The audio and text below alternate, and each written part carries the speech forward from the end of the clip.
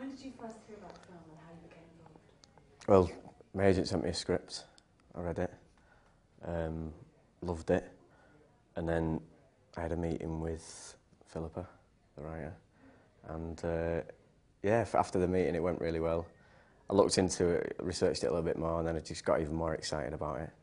And then, you know, it was a bit of a whirlwind. It was all really quick because it must have been about 2 weeks from first reading the script to starting rehearsals. It literally was like the fastest whirlwind going, and you know, that's it basically. I did the audition and then found out a week later that I was going to Barcelona. So, tell us a bit about what character you play and how he fits into the overall plot. Okay, I play Luis Buñuel, and he's a very close friend of Lorca initially, and then Dali comes to the Residencia, and they become, you know, 3 very close friends, and then the relationship between Lorca and Dali develops. Buñuel gets pushed out a little bit and shows a slight resentment about that, and he in turn tries to come between Dali and Lorca, takes Dali away to Paris, and then realises that the bond that he had with Lorca was you know, very strong, and he should never have really broken all 3 friendships. You know, they could have been a really sort of formidable trio. So Buñuel sort of regrets quite a lot in this story. You know,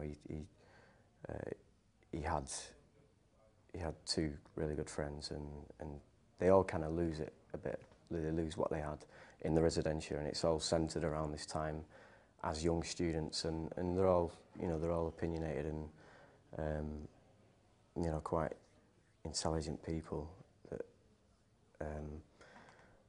you know, they goes after the Residencia. You know, Buñuel breaks it up, and then after that they never quite get it back. Neither, you know, all 3 of them sort of lose the friendship. Do you want to tell us a little bit about homophobia? I say to you. Yeah, from. I think that's good because that's not here. Yeah, go for it. Yeah. Do you want to tell us a little bit about your character's quite a homophobic character? Yeah, I think, yeah. Without me speaking, you start. It comes from, I mean, Buñuel, I suppose he is slightly homophobic in this film. There are certainly moments where he sees the development of Lorca and Dali's relationship, and his reaction to it automatically becomes, you know, aggressive and negative. And this is, you know, I imagine, is derived from his, you know, his sort of strict Catholic upbringing. And he's a really sort of macho guy. You know, he's the jock at any school. You know, today he'd be the jock at school. He plays sports. You know, he's a boxer. So anything that conflicts with that, and you know, a gay relationship definitely does. Buñuel reacts. You know, and he's a very sort of explosive person anyway in how he'd react to anything. So something like this, which is, you know, it's completely out of the norm for Buñuel. But at the same time, Buñuel wants to, like the artist of the time, of the period, they want to sort of push boundaries and go against what they were brought up with, which is a strict Spanish Catholic upbringing, and that sort of leaves Buñuel in a tight position really, because Dali and Lorca, they sort of explore, and at moments they're not afraid to sort of break away from what's wrong, which is this gay relationship. And Buñuel can't quite go that far. He could never go past that. He sees this, and maybe there'd be something inside Buñuel that would want to break it and do, like Dali and Lorca, and sort of go even further against tradition, but he can't take that step, and his reaction to that is to see it as a massive negative thing, and he reacts completely in the wrong way. And I think from his autobiography you can sort of sense a bit of regret from Manuel about his reaction to Lorca's homosexuality and Dali and the relationship with Dali.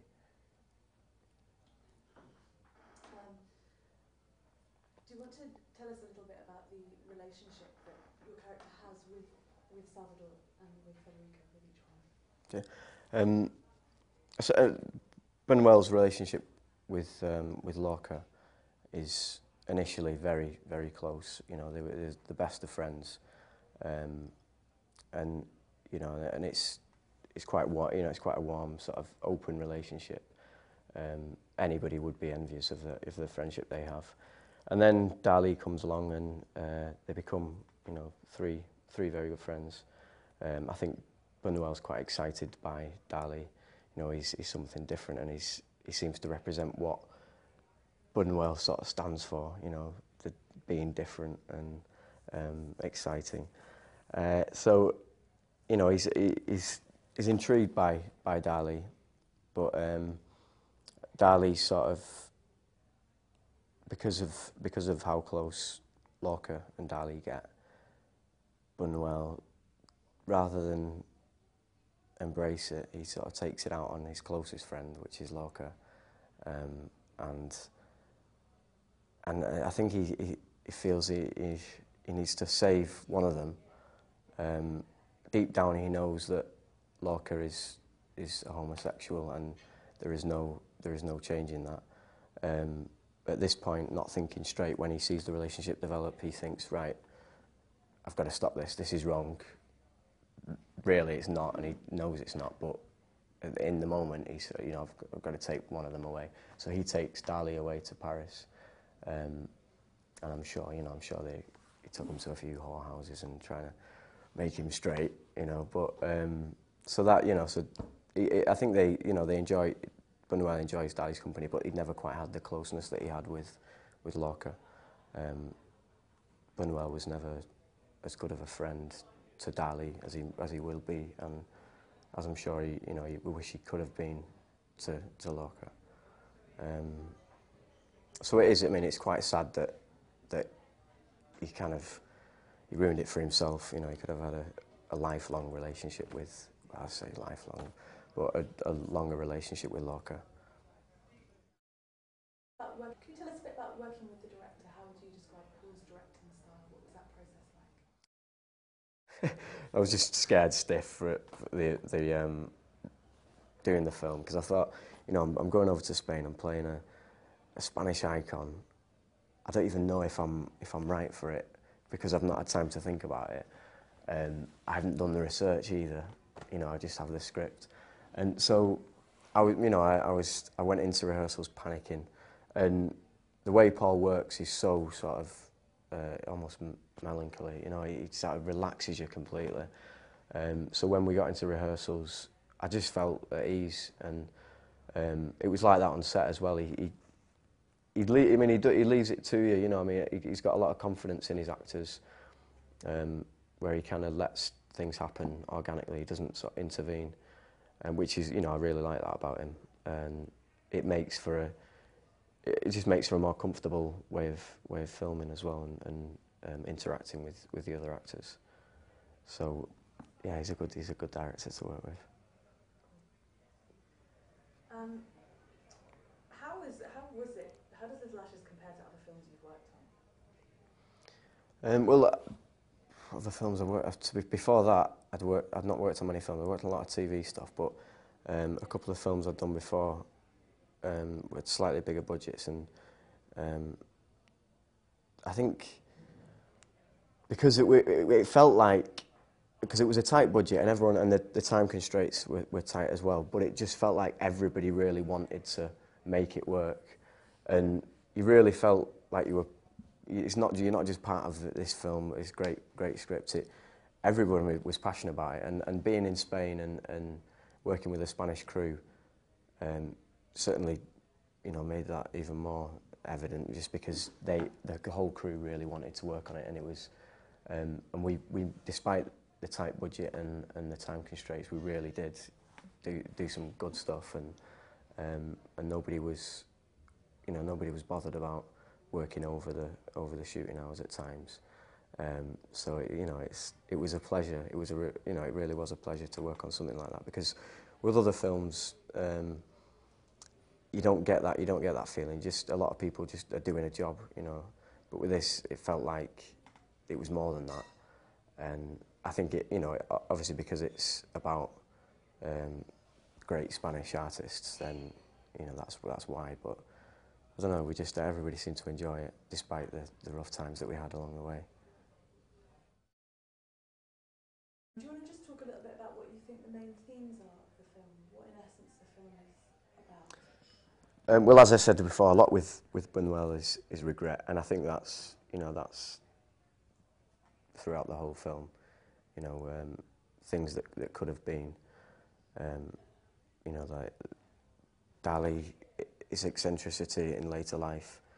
So you kind of understand it a bit more from this perspective, because he's got something missing in his life, and it's Lorca, it's the love of his life, because and I think this film portrays that so well with the scene with Gala. He's false, he's not Dali anymore, and it's sad that it is really sad that Dali, a piece of Dali is missing because of his fear of having a relationship. So yeah, I suppose the big theme is regret and not taking up opportunities that can be. The casting was great for this film, and I don't know whether because we're like maybe the three characters in life, we got on so well, myself, Javier and Rob, and they're such nice guys as well. We obviously spent quite a lot of time together, and usually that could lead to fallouts, but there's absolutely no chance that would ever happen with Rob and Javier, because they're just really nice lads. There's not a negative thing to say about him. And the great thing about Rob as well, he was always working. We'd finish the shoot and I'd see him sort of engrossed in a Dali book, and he'd come up to me and it'd have a niggling thing about the script or about something that he's read in his big thick Dali book, and he'd just come out and say it. And he's I don't know, he's like that, Rob. He's quite eccentric in that way. He just out of the blue will come up with something, and he's funny as well. So I really enjoyed spending time with him, and Javier as well. He's just got a serene air about him. So relaxing to be around. And again, it's just that feeling of being passionate about what they're doing, and you got that from them both at all times, and it just puts you on a cloud at times. You just think, oh, this is brilliant. I'm working with two brilliant actors on an amazing film, and we all love it. So I just, it was great. It was just another plus in the whole experience for me.